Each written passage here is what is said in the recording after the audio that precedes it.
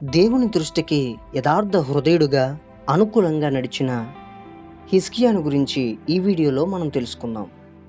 అతని పరిపాలనా కాలంలో మొదటి సంవత్సరం మొదటి నెల మొదటి రోజున తన తండ్రి కాలంలో మూయబడిన దేవుని మందిరపు తలుపులు తెరచి బాగు చేయించాడు.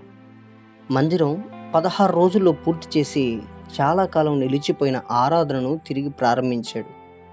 అంతేకాక యూదా గోత్రాలతో పాటు ఇజ్రాయిలుల 10 గోత్రాలను యెరూషలేమునకు రప్పించి పస్కా పండుగను ఘనంగా ఆచరించాడు.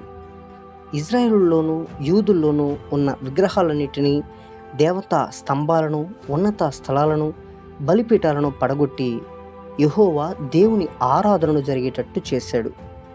దేవుని సేవ కొరకు యాజకులను, లేవీయులను వంతుల ప్రకారం నియమించాడు.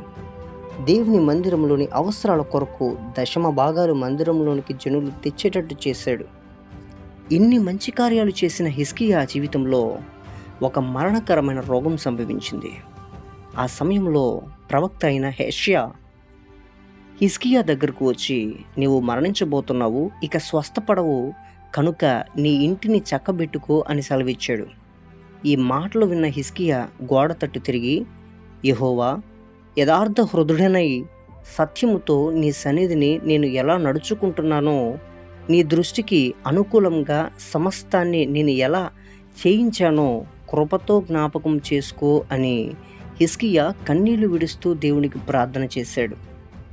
దేవుడు హిజ్కియా చేసిన ప్రార్థనను అంగీకరించి, నీవు కన్నీళ్లు విడవడం చూశాను, నీ ప్రార్థన నేను అంగీకరించి ఉన్నాను, ఇంకా 15 సంవత్సరాల ఆయుష్ను నీకు ఇస్తాను అని సెలవిచ్చాడు. హిజ్కియా చేసిన ప్రార్థనలో మనం నేర్చుకోవాల్సిన ప్రాముఖ్యమైన విషయాలు ఏంటంటే, అతడు యథార్థ హృదయంతో ప్రార్థన చేశాడు. అలాగే ఆయన కృప కొరకు కనిపెట్టాడు. అదేవిధంగా కన్నీళ్లు విడుస్తూ దేవునికి ప్రార్థన చేశాడు.